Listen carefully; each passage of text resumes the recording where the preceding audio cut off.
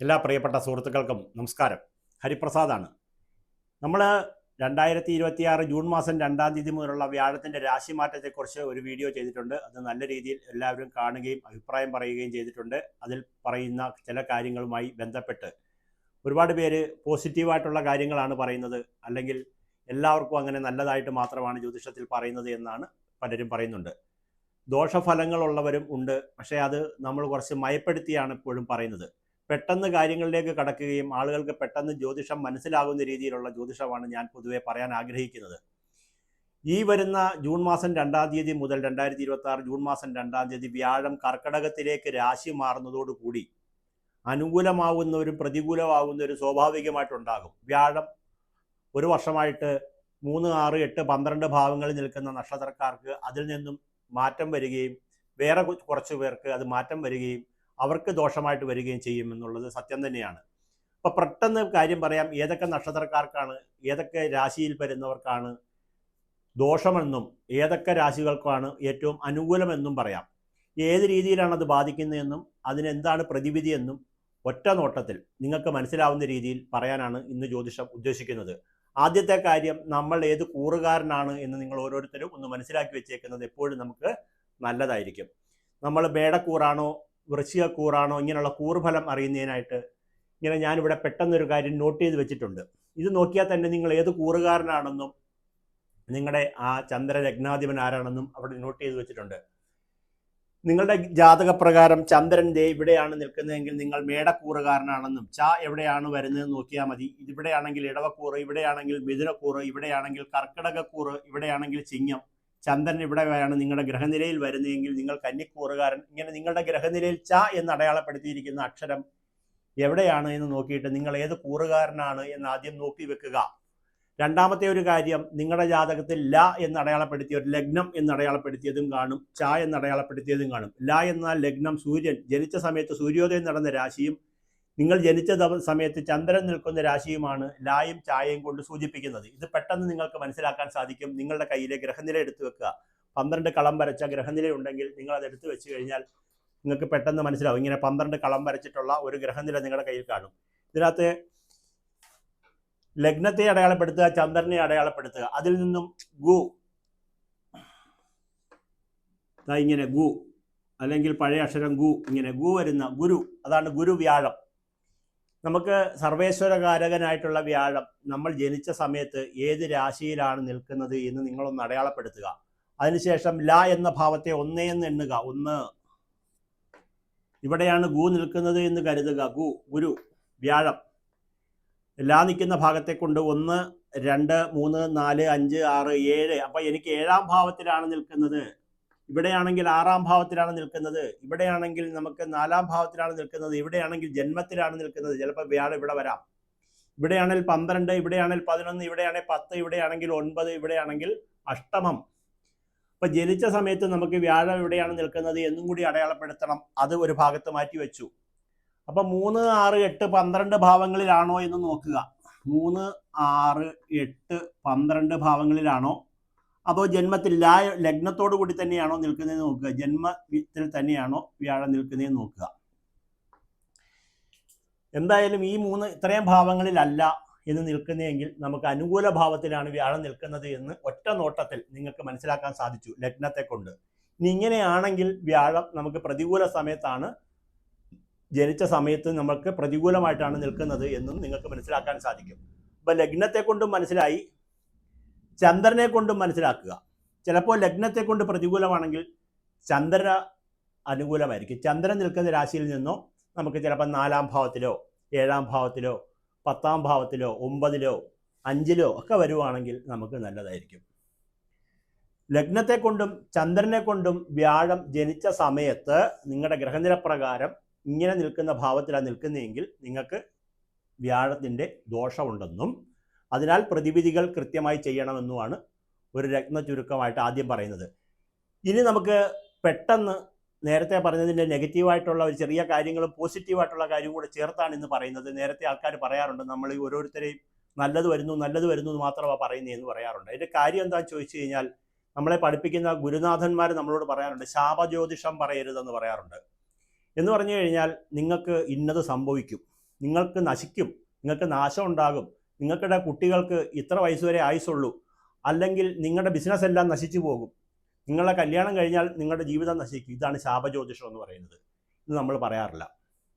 അതിൻ്റെ കാര്യം, നാവിൻ്റെ തുമ്പിലിരിക്കുന്നത് തഥാസ്തു എന്ന് പറഞ്ഞൊരു ദേവനുണ്ട്.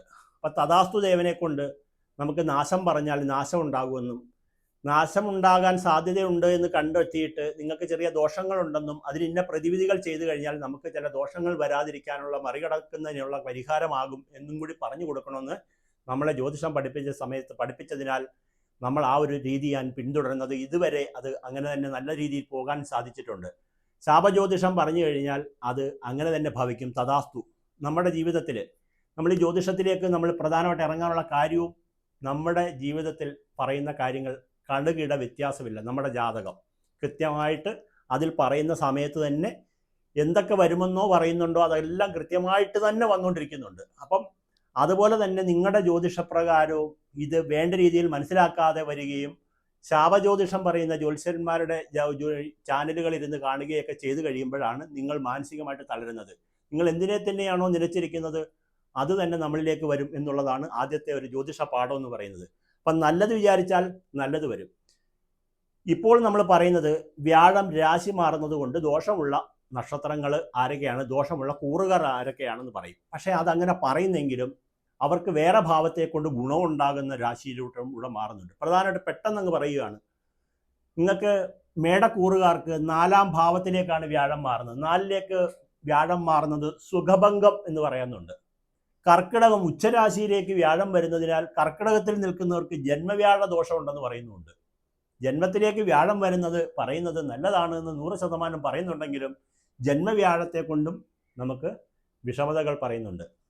അടുത്തതായിട്ട് മകരം, ചിങ്ങക്കൂറുകാരായിട്ടുള്ള മകം പൂരം ഉത്തരത്തിൽ കാലുകാർക്ക് വ്യാഴം 12ലേക്ക് പോകുന്ന ഒരു ഭാവം പറയുന്നുണ്ട്. വ്യാഴം 12ലേക്ക്, നേരത്തെ പറഞ്ഞതാണ് 12-ാം ഭാവം. എങ്ങനെയാ 12 കൂട്ടുന്നത്? 1, 2, 3, 4, 5, 6, 7, 8, 9, 10, 11, 12ലേക്ക് വ്യാഴം വരുന്നു. അപ്പം മേടക്കൂറുകാർക്ക് 4-ാം ഭാവത്തിൽ വ്യാഴം സുഖഭംഗം വരുന്നു. കൂറുകാർക്ക് ജന്മവ്യാഴം വരുന്നതിനാലുള്ള സുഖഹാനി വരുന്നുണ്ട്. ചിങ്ങക്കൂറുകാർക്കായിട്ടുള്ള മകരം പൂരം ഉത്തരത്തിക്കാലുകാർക്ക് എന്ത് വരുന്നുണ്ട്? വ്യാഴം 12ലേക്ക് പോകുന്നുണ്ട്. അപ്പം ഇവിടെ ആരൊക്കെയാണ് ഉള്ളത്? അശ്വതി ഭരണി കാർത്തിക കാലുകാർക്ക് വ്യാഴം 4ലേക്ക് വരുന്നത് കൊണ്ട് കേന്ദ്രാധിപത്യ ഭാവമായിട്ട് സുഖഭംഗ ദോഷം വരുന്നുണ്ട്. എങ്കിലും ഗുണവും പറയുന്നുണ്ട്. അടുത്താണ് പറഞ്ഞു വരുന്നത്. പെട്ടെന്നാണ് പറയുന്നത്, വ്യാഴം ദേ ഇവിടെയാണ് മാറുന്നത്, ഇവിടെ മാറിക്കൊണ്ട് വ്യാഴം എങ്ങോട്ട് നോക്കും എന്ന് പറഞ്ഞു തരാം. വ്യാഴം ആദ്യമായിട്ട് നോക്കുന്ന രാശി എന്ന് പറയുന്നത് വൃശ്ചികക്കൂറിലേക്കാണ് ആദ്യത്തെ നോട്ടം. അപ്പോൾ വ്യാഴം ഇവിടെ നിൽക്കുന്നതിന് തുല്യമാണ് എന്നാണ് എൻ്റെ അർത്ഥം. രണ്ടാമത്തെ നോട്ടം വ്യാഴം ഇവിടെ നിന്നുകൊണ്ട് നേരെ മകരക്കൂറിലേക്കാണ് വ്യാഴം നോക്കുന്നത്. അപ്പോൾ വ്യാഴം ദാ ഇവിടെ നിൽക്കുന്നതിനും തുല്യമായിട്ടുള്ള ഫലസ്ഥിതിയായി. അടുത്തതായിട്ടുള്ള വ്യാഴത്തിൻ്റെ നോട്ടം ദാ ഇങ്ങോട്ടാണ്, മീനക്കൂറിലേക്കാണ് വ്യാഴം. ഇവിടെ നിൽക്കുന്ന വ്യാഴം വൃശ്ചികത്തിനെയും പൂർണ്ണ ഗുണഫലം ചെയ്യുന്നു, മകരക്കൂറുകാർക്ക് പൂർണ്ണഫലം ചെയ്യുന്നു, മീനക്കൂറുകാർക്ക് പൂർണ്ണ ഫലം ചെയ്യുന്നു. ഇനി ദോഷം വരുന്നത് ആരാണ്? പെട്ടെന്ന് തന്നെ പറയുന്നു, ഇടവക്കൂറുകാർക്ക് 3-ാം ഭാവത്തിലേക്കാണ് വ്യാഴം മാറുന്നതിൻ്റെ ഒരു ദോഷം വരുന്നുണ്ട്. 3 ഇവിടെ എഴുതിയിട്ടുണ്ട്, 3. അടുത്തതായിട്ട് 6-ാം ഭാവത്തിലേക്ക് വ്യാഴം മാറുന്ന ആർക്കാണ്? കുംഭക്കൂറുകാർക്ക്. ഇവിടെ ആരൊക്കെയാണ് വരുന്നത്? അവിട്ടത്തര ചതയം പൂരുരുട്ടാതി മുക്കാലുകാർക്ക് 6-ാം ഭാവത്തിലേക്കാണ് വ്യാഴം മാറുന്നത്. അടുത്തതായിട്ട് അഷ്ടമത്തിലേക്ക് വ്യാഴം വരുന്ന ആരാണ്? ധനുക്കൂറ്. മൂലം പൂരാട ഉത്രാടത്തിൻ്റെ കാലുകാർക്ക് അഷ്ടമത്തിലേക്കും മകം പൂരം ഉത്തരത്തെ കാലുകാർക്ക് 12ലേക്കും വ്യാഴത്തിൻ്റെ രാശി മാറുന്നുണ്ട്. ഇത് നിങ്ങൾക്ക് മനസ്സിലായി എന്ന് ഞാൻ കരുതുന്നു. കാരണം ജ്യോതിഷാസ്ത്രപ്രകാരം ഇത് ഗോചര ഫലങ്ങളാണെന്ന് പറയും. നമ്മുടെ ജനിച്ച സമയത്ത് നമുക്ക് നിൽക്കുന്ന രാശി, ചന്ദ്രൻ നിൽക്കുന്ന രാശി, അതായത് നമ്മുടെ ജന്മനക്ഷത്ര കൂറിൽ നിന്നും ഗ്രഹസഞ്ചാരം അനുസരിച്ച് വ്യാഴം ഇപ്പോൾ 3, 6, 8, 12 ഭാവങ്ങളിലേക്ക് മാറിക്കഴിഞ്ഞാൽ ഉണ്ടാകുന്ന ഫലങ്ങളും ദോഷങ്ങളുമാണ് നമ്മളുടെ പ്രധാനമായിട്ട് പറയാൻ പോകുന്നത്. അപ്പോൾ പ്രധാനമായിട്ട് നമുക്ക് വ്യാഴം ജന്മത്തിലേക്ക് മാറുന്നതിൻ്റെ ഒരു ഫലസിദ്ധിയെക്കുറിച്ച് പെട്ടെന്ന് അങ്ങ് പറയാം. അതിനുശേഷം നമുക്ക് മുന്നോട്ട് പോകാം. വ്യാഴം ഈ നക്ഷത്രക്കാർക്ക് വരുന്ന അശ്വതി ഭരണി കാർത്തികകാർക്ക് സുഖഭംഗം എന്ന് പറയുന്ന ഒരു ഭാവത്തിലേക്ക് പോകുന്നുണ്ട്. എങ്കിലും നിങ്ങൾ എവിടെയൊക്കെ വ്യാഴം വരുന്നു എന്ന് ശ്രദ്ധിച്ചോണം. 4 വരുന്നു, 4-ൽ വന്നിട്ട് നിങ്ങൾക്ക് അഷ്ടമത്തിലേക്ക് വ്യാഴത്തിൻ്റെ ദൃഷ്ടി വരുന്നു. അതുകൂടാതെ കർമ്മരാശിയിലേക്ക് വ്യാഴത്തിൻ്റെ ദൃഷ്ടി പതിയുന്നുണ്ട്. 12-ാം ഭാവത്തിലേക്കും വ്യാഴത്തിൻ്റെ ദൃഷ്ടി പതിയുന്നുണ്ട്. അപ്പോൾ ദോഷങ്ങളെ കുറിച്ച് ആദ്യത്തെ ഒരു ഫലം പറയാം. അങ്ങനെ പറയുന്നത് നിങ്ങൾക്കത് മനസ്സിലാക്കിക്കൊണ്ട് പ്രവൃത്തി ചെയ്യാനും മുൻപ് ചെയ്തിട്ടുള്ള വീഡിയോയിലുള്ള ചെറിയൊരു മാറ്റം വരുത്തിയാണ് ഇത് പറയുന്നത്. 4-ാം ഭാവത്തിലെ വ്യാഴം കുടുംബത്തിൽ ചെറിയ അസ്വാരസ്യങ്ങൾ ഉണ്ടാക്കാമെന്നും വീട് മാറ്റം, ദൂരയാത്രകൾ എന്നിവയ്ക്ക് കാരണമാകുമെന്നും അലച്ചിലുകൾ വർദ്ധിക്കുമെന്നും അമ്മയുടെ ആരോഗ്യത്തിൽ ചില ശ്രദ്ധകൾ കാര്യമായിട്ട് വേണമെന്നും വാഹനങ്ങളോ വസ്തുവകകളോ വാങ്ങാൻ ഉദ്ദേശിക്കുന്നവർ നല്ല രീതിയിൽ ഒന്ന് വ്യക്തത വരുത്തി ആലോചിച്ച് കരാറുകളിൽ ഏർപ്പെട്ട് അവിടെ ചതികൾ സംഭവിക്കാനുള്ള സാധ്യതയുള്ളതിനാൽ ഒരു ശ്രദ്ധ വരുത്തണമെന്നും അത്യാവശ്യമില്ലെങ്കിൽ അതൊന്ന് മാറ്റിവെക്കണമെന്നും കൂടി എന്ത് പറയുന്നുണ്ട്, ജ്യോതിശാസ്ത്ര ഫലം പറയുന്നുണ്ട്. അപ്പം മേടക്കൂറുകാർക്ക് ഈ ഒരു ഫലസിദ്ധി നമുക്ക് പറയുന്നതിനാൽ നിങ്ങൾക്ക് ചെയ്യേണ്ട ഒരു കാര്യം, പരിഹാരമായിട്ട് നമ്മൾ പറയുന്ന ഒരു കാര്യം, ജന്മവ്യാഴത്തിൻ്റെ പരിഹാരമായിട്ട് പറയുന്നത് പിതൃദോഷങ്ങളുണ്ടെങ്കിൽ അതിൻ്റെ പരിഹാരം കാണണമെന്നും അതുപോലെ തന്നെ ആരിൽ നിന്നും നിങ്ങളൊന്നും സൗജന്യമായിട്ടോ ദാനമായിട്ടോ ഒരു കാര്യം കാരണവശാലും ഈ വർഷം നിങ്ങൾ വാങ്ങരുത്. ആരെങ്കിലും എന്തെങ്കിലും ചുമ്മാ കൊണ്ടുവന്ന് തരികയാണെങ്കിൽ അത് വാങ്ങാൻ പോകരുതെന്നും അതുപോലെ തന്നെ നമുക്ക് ഭാഗ്യ സൂക്ത പുഷ്പാഞ്ജലി സ്ഥിരമായിട്ട് വിഷ്ണു ക്ഷേത്രത്തിൽ സമർപ്പിച്ച് വിഷ്ണു പൂജകൾ സമർപ്പിക്കുന്നത് നല്ലതായിരിക്കുമെന്നും അതുപോലെ തന്നെ വ്യാഴാഴ്ച വ്രതമെടുക്കുമെന്നും അതുപോലെ തന്നെ വ്യാഴാഴ്ചകളിൽ അതുപോലെ തന്നെ ഉപ്പ്, എണ്ണ ഇതുപോലുള്ള കാര്യങ്ങളൊക്കെ നിങ്ങൾ ആർക്കും കൈകൊണ്ട് കൊടുക്കരുതെന്നും അതുപോലെ തന്നെ സസ്യഭക്ഷണം കൂടുതലായിട്ട് കഴിക്കുന്നതും വ്യാഴാഴ്ച വ്രതമെടുക്കുന്നതും മഹാവിഷ്ണു ഭജനം ചെയ്യുന്നതും ഭാഗ്യസൂക്തം ചെയ്യുന്നതും നേരത്തെ പറഞ്ഞിരിക്കുന്ന നെഗറ്റീവായിട്ടുള്ള കാര്യങ്ങൾക്കുള്ള പരിഹാരമായിട്ടും ജ്യോതിശാസ്ത്രം പറയുന്നുണ്ട്. അടുത്തതായിട്ട് നമുക്ക് ഇത്രയും കാര്യങ്ങൾ നിങ്ങളുടെ മേടക്കൂറുകാരിൽ വരുന്ന അശ്വതി ഭരണി കാർത്തിക കാലുകാരുടെ കാര്യമാണ് നമ്മളിപ്പോൾ പറഞ്ഞത്. അതുപോലെ തന്നെ വ്യാഴം രാശി മാറുമ്പോൾ കർക്കിടകൂറിലേക്കാണ് മാറുന്നത്. അപ്പം പറഞ്ഞു വരുമ്പം വ്യാഴം ഉച്ചരാശിയാണ്, ഏറ്റവും നല്ലതാണ്. വ്യാഴം ജന്മത്തിലേക്ക് വരുന്നുണ്ടെങ്കിൽ അതിൻ്റെ ഒരു രണ്ടാമത്തെ വശമാണ് പറയുന്നത്. ഒരു വശം നല്ലത്, ഒരു വശം കുറച്ച് ദോഷം. അത് ജന്മവ്യാഴ ദോഷം എന്ന് പറയും. വ്യാഴം ജന്മത്തിലേക്ക് വരുമ്പോൾ നമുക്ക് മാനസികമായിട്ടുള്ള അസ്വസ്ഥതകളും അനാവശ്യമായിട്ടുള്ള ചിന്തകൾക്കും കാരണമായി വരാം.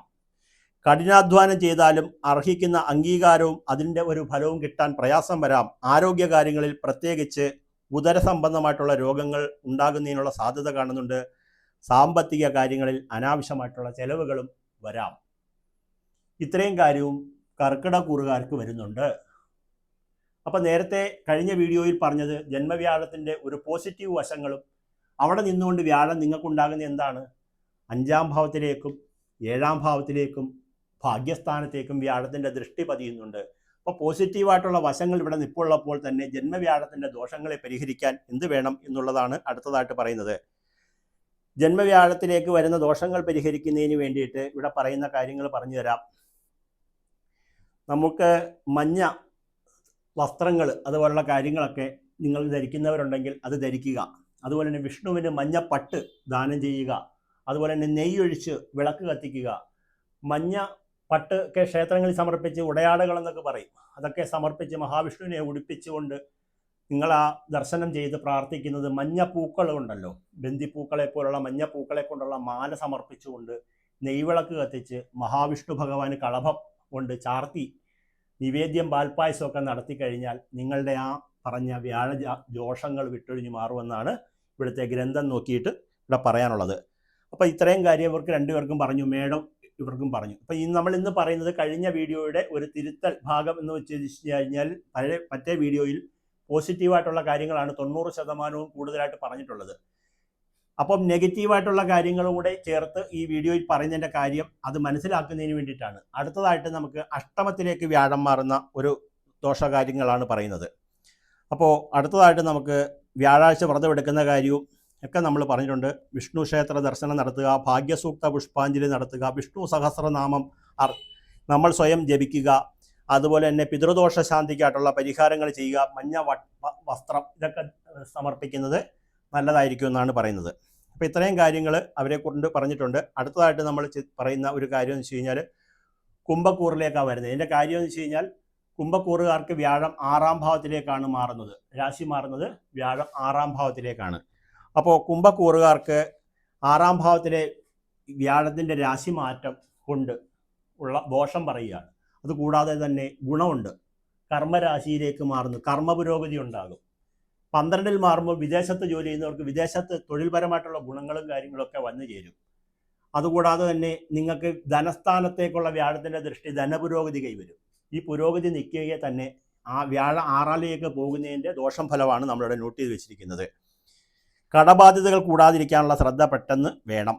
രോഗത്തെയും ശത്രുക്കളെയും ഭയപ്പെടണം. ഔദ്യോഗിക രംഗത്ത് ശത്രുക്കളുടെ ശല്യമോ ഒപ്പമുള്ളവരിൽ നിന്നുള്ള ചതികളോ നമുക്കൊന്ന് പ്രതീക്ഷിക്കാം. ആരോഗ്യ പ്രശ്നങ്ങൾ അലട്ടിയേക്കാം. കേസുകളിലോ തർക്കങ്ങളിലോ പെടാതെ നമ്മൾ മാറി നിൽക്കണം.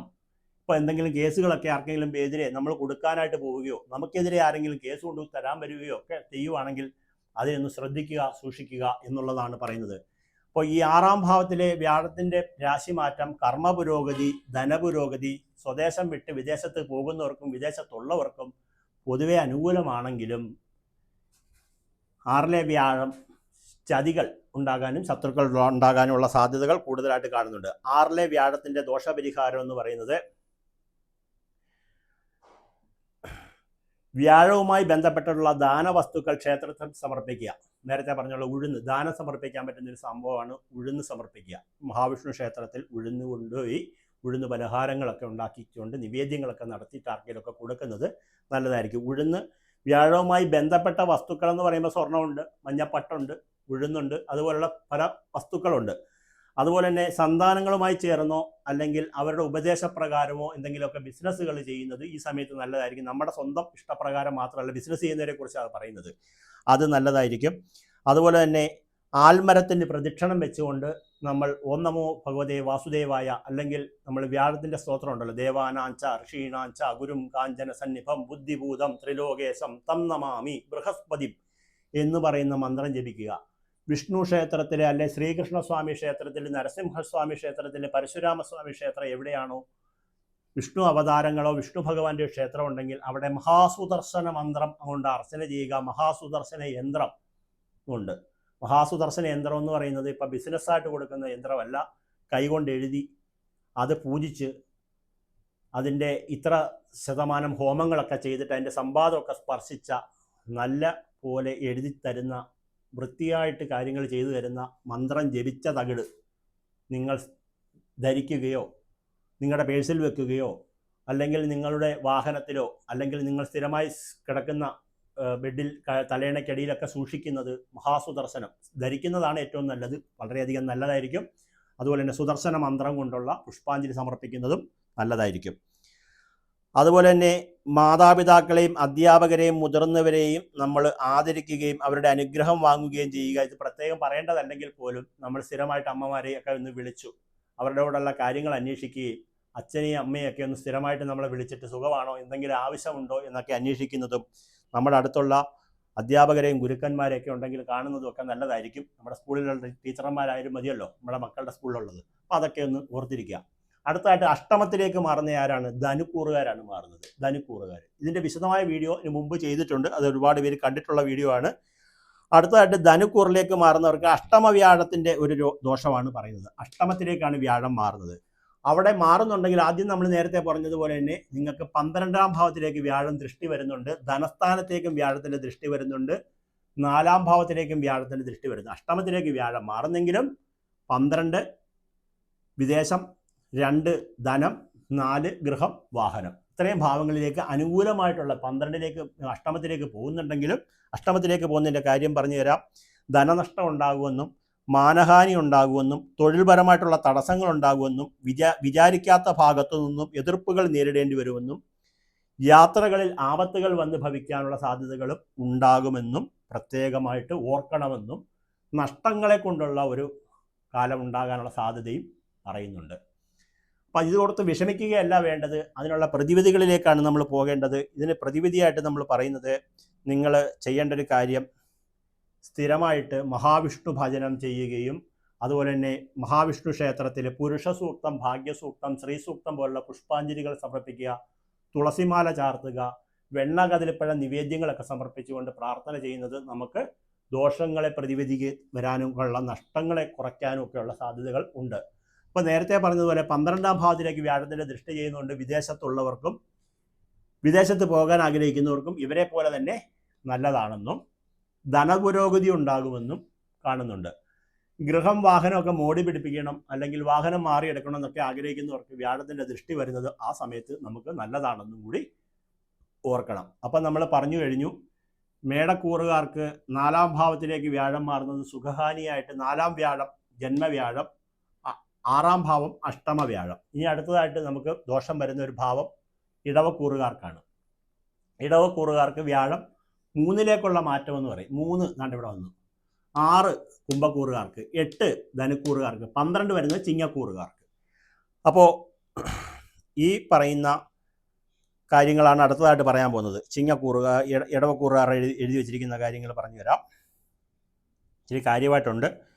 അപ്പോൾ വ്യാഴം 3-ാം ഭാവത്തിലേക്ക് നിങ്ങൾക്ക് മാറുന്നത് നമുക്ക് കുടുംബപരമായിട്ടുള്ള വിഷമതകൾ, സഹോദരന്മാരിൽ നിന്നും സഹോദരന്മാർക്ക് എന്തെങ്കിലുമൊക്കെ വിഷമതകളൊക്കെ വന്നതിന് ശേഷമോ ആപത്തുകൾ വന്നതിന് ശേഷമോ നമുക്ക് അവർക്ക് സഹായം ചെയ്യേണ്ടതായിട്ട് വരിക, വീട്ടിൽ എന്തെങ്കിലും രോഗദുരിതങ്ങളൊക്കെ വന്ന് ഭവിച്ചുകൊണ്ട് ധനനഷ്ടങ്ങൾ വന്ന് ഭവിക്കാനൊക്കെയുള്ള സാധ്യതയാണ് 3-ലേക്കുള്ള വ്യാഴത്തിൻ്റെ മാറ്റം വരുന്നത് പറയുന്നുണ്ട്.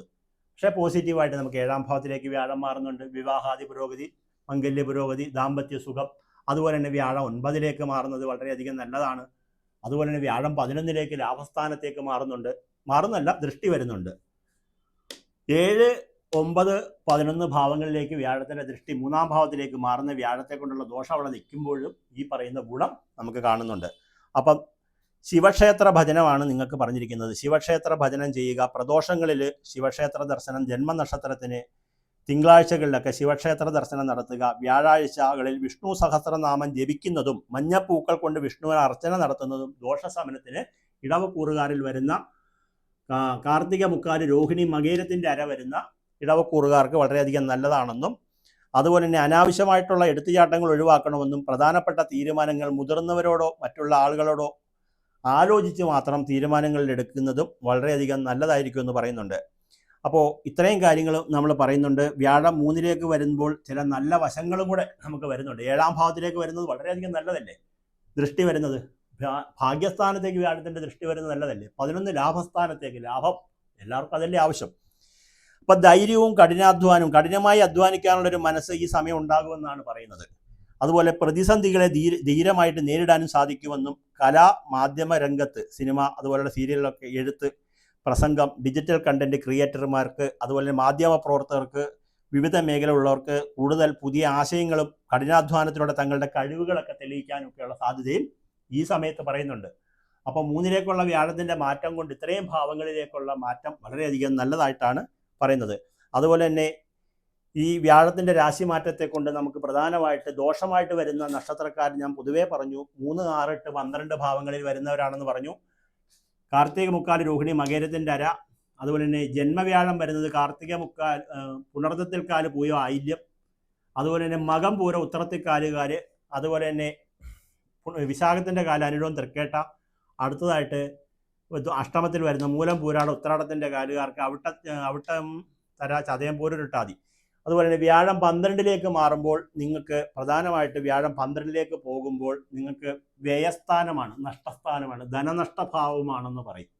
അപ്പം വ്യാഴം 12-ലേക്ക് നിൽക്കുന്നത് ഇവർക്കും 12-ലേക്ക് നേരെ വ്യാഴം വരികയാണ് ചെയ്യുന്നത്. ഇവർക്ക് വ്യാഴം 12-ലേക്ക് ദൃഷ്ടിയാണ് വരുന്നതെങ്കിൽ മകം പൂര ഉത്തരത്തിൽ കാലുകാർക്ക് വ്യാഴത്തിൻ്റെ ദൃഷ്ടി നേരെ വ്യാഴത്തിൻ്റെ സ്ഥാനം നേരെ 12-ലേക്ക് വരുന്നത് കൊണ്ട് നമുക്ക് സ്വദേശം വിട്ട് വിദേശത്ത് താമസിക്കുന്നവർക്ക് പുരോഗതി വരികയും, എന്നാൽ വ്യാഴം 12-ലേക്ക് വരുമ്പോൾ ധനനഷ്ടം, ധനനാശമൊക്കെ പറയുന്ന രാശിയും കൂടാണ് വരുന്നത്.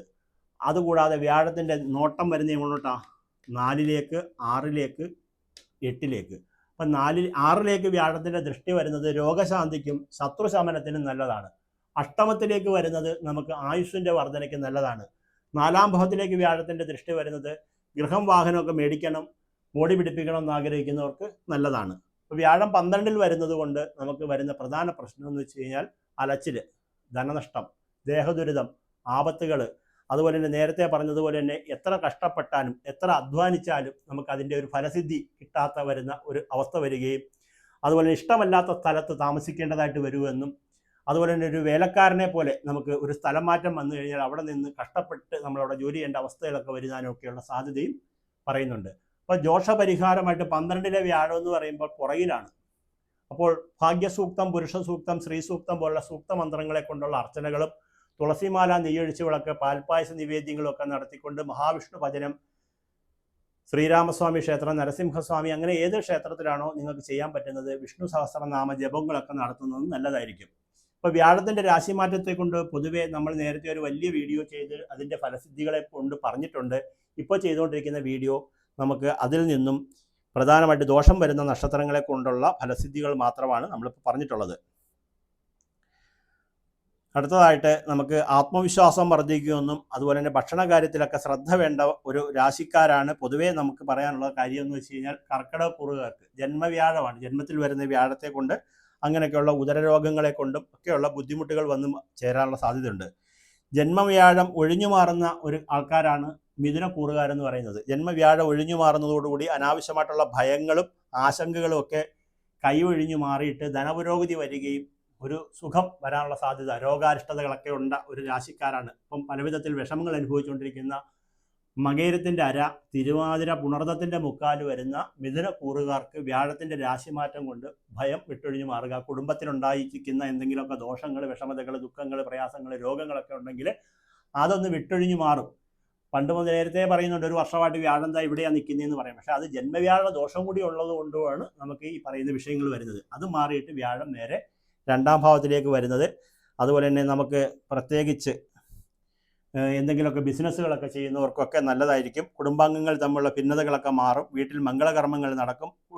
ബന്ധുജനങ്ങളുടേതായിട്ടുള്ള വിവാഹ കാര്യങ്ങൾ, സുഹൃത്തുക്കളുടെയൊക്കെ മംഗളകർമ്മങ്ങളിലൊക്കെ പങ്കെടുക്കാനുള്ള സാധ്യതയുണ്ടെന്നും വിവാഹം കഴിക്കാത്തവർക്ക് വിവാഹം അനുകൂലമായിട്ട് വരുമെന്നും ദാമ്പത്യ ദുരിതങ്ങളുള്ളവർക്ക് ദാമ്പത്യ ദുരിതങ്ങളൊക്കെ വിട്ടൊഴിഞ്ഞു മാറുമെന്നും സാമ്പത്തിക പുരോഗതി ഉണ്ടാകുമെന്നും വ്യാഴം ധനഭാവത്തിലേക്ക് വരുന്നതോടുകൂടി സാമ്പത്തിക പ്രതിസന്ധികൾക്ക് വലിയ ശമനം ഉണ്ടാകുമെന്നും കുടുങ്ങിക്കിടക്കുന്ന പണം തിരികെ കിട്ടാനും പുതിയ വരുമാന മാർഗങ്ങളൊക്കെ തുറക്കാനൊക്കെയുള്ള സാധ്യതയും കൂടി പ്രത്യേകിച്ച് പറയുന്നുണ്ട്.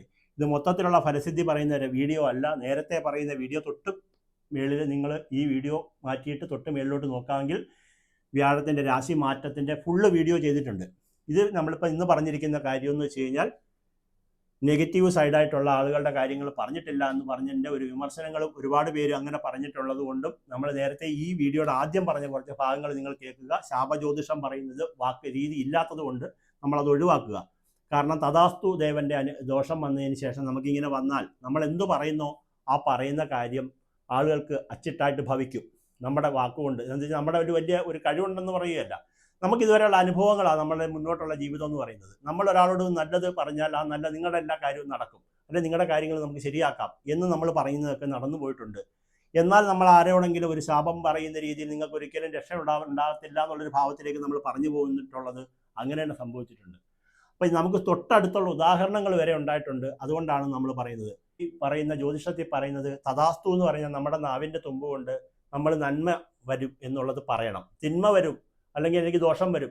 പലരും ജ്യോതിഷത്തിൽ മെസ്സേജ് അയക്കുന്ന ഇങ്ങനെ ആയിരിക്കും, എൻ്റെ ഒരു കാര്യവും നടക്കുന്നില്ല, എല്ലാ കാര്യവും തടസ്സപ്പെട്ട് കിടക്കുവാണ്, അല്ലെങ്കിൽ തടസ്സപ്പെട്ട് പോവുകയാണ്. ഇങ്ങനെ പറയുമ്പോൾ നമ്മൾ അവരെ തിരുത്തും. അങ്ങനെ പറയരുത്. നമ്മൾ നല്ലത്, എൻ്റെ കാര്യങ്ങളെല്ലാം ശരിയാകണം, തടസ്സപ്പെട്ട് കിടക്കുന്ന കാര്യങ്ങളെ ശരിയാക്കി തരണം എന്ന് പറഞ്ഞ് വേണം മെസ്സേജ് അയക്കാനെന്ന് പറയാറുണ്ട്. അപ്പോൾ നമ്മൾ ഇന്ന് പറഞ്ഞിട്ടുള്ള കാര്യങ്ങൾ എല്ലാവർക്കും മനസ്സിലായെന്ന് കരുതുന്നു. വേണ്ട പ്രതിവിധികൾ ചെയ്യുക. നമസ്കാരം.